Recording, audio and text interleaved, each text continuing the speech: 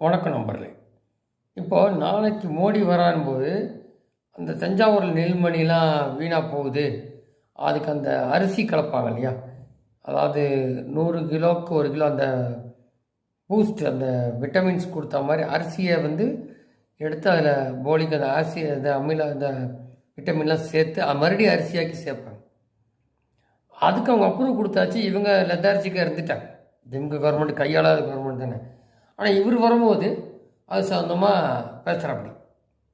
நாளைக்கு வராருன்னா இன்றைக்கி நேற்று ஒரு ட்விட்டர் போடுறாப்படி ஸ்டாலின்.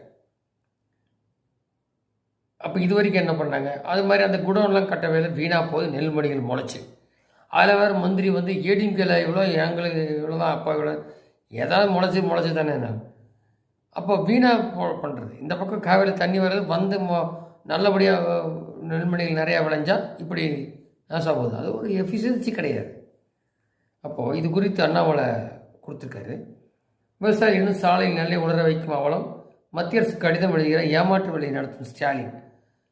உனது அண்ணாமலை எக்ஸ் வலைத்தளத்தை சொல்லியிருக்காரு. நெல் விவசாயிகள் கொடுத்த வாக்குறுதி ஒன்றையும் நிறைவேற்றாமல் ஒவ்வொரு ஆண்டும் நெல் கொள்முதல் செய்ய வேண்டும் என்று தாமதத்தை ஏற்படுத்தி பல்லாயிரக்கணக்கான நெல்மூட்டை மழையில் நனைந்து தொடங்கிய நிலையில் திமுக அரசுக்கு விவசாய எதிர்ப்பு தெரிவித்தும் மத்திய அரசு கடிதம் எழுதுகிறோம் என்று ஏமாற்று வேலை நடத்தும் ஸ்டாலின். முதலமைச்சர் ஸ்டாலின்கிற அது 4 ஆண்டு திமுக ஆட்சி சேமிப்பு கிடங்கள் உணவு கிடங்கள் அமைக்க 309 கோடி ரூபாய் செலவழிச்சான்னு சொல்கிறாங்க.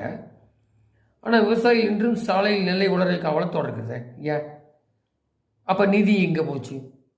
நெல் கொள்முதல் வாழ்க்கை கொடுக்க வேண்டிய போக்குவரத்து நிதியில் அமைச்சர் சக்கரபாணி, அதை உணவுத்துறை மந்திரி, உணவுப் பொருள் வழங்கல் துறையில் 160 கோடி ஊழல் நடைபெற்றதை குறித்து செய்வதில் கூறியிருந்தோம்.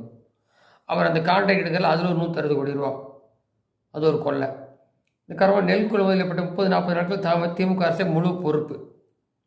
அதாவது இத்தனையும் நாளைக்கு மோடி வராரு தமிழகம், ஏதோ ஒரு ஃபங்க்ஷன் கோயம்புத்தூர். அப்போ இவங்க இப்போ எழுதுகிறாரு கடிதம். இப்போ தான் தூங்கி முழிச்சு எழுதுகிறாரு ஸ்டாலின். கடந்த 1 மாத நெல் கொள்முதல் லாபத்தை குறித்து விவசாயிகள் பல முறை கோரிக்கை வைத்து தஞ்சாவூரில் திமுக அமைச்சர் சக்கரபாணி விவசாயிகள் நேரடியாக வாக்குவாதம் செய்தும் எந்த நடிகம் பொழுதுபோக்கிட்டு யாரை ஏமாற்ற கபட நாடகம், கடித நாடகம். திமுக அரசு ஊழலாலும் தவறாலும் தமிழக நெல் கொள்முதல் துன்பப்பட வேண்டுமா? ஒவ்வொரு நெல் மூட்டையில் மழையில் நினையால் பாதுகாக்கவும் உலர் வைக்கும் கடன்கள் இல்லாமல் அவதிப்படும் விவசாயிகள் நிரந்தர தீர்வு பாதுகாப்புகள் மட்டுமே தவிர திமுக கடித நாடகம் இல்லை. எப்போது அது கட்டாமல் அந்த கான்ட்ராக்ட் அந்த லாரி எடுக்கிற காசு இந்த 350 கோடி கட்டினாங்களத்தில் இதெல்லாம் இருக்குது. ஒன்று தெரிஞ்சுக்க இதில் இப்போ நேற்று பீகார் எலெக்ஷன் முடிஞ்சுமே